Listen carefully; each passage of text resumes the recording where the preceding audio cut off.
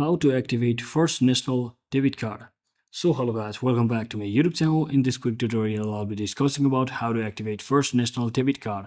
So first thing first, just head over to your login page of the First National Bank online, or you can also actually use the website that is or application, that is a mobile application, that is mobile banking app. And once you successfully log into your account, just log in and locate the card management or activation center. And once you locate that, and just follow the on-screen instructions to activate the card, as you may be required to accept terms and conditions or enter your PIN. And similarly, if you are looking to activate via phone, then you can also call the activation number.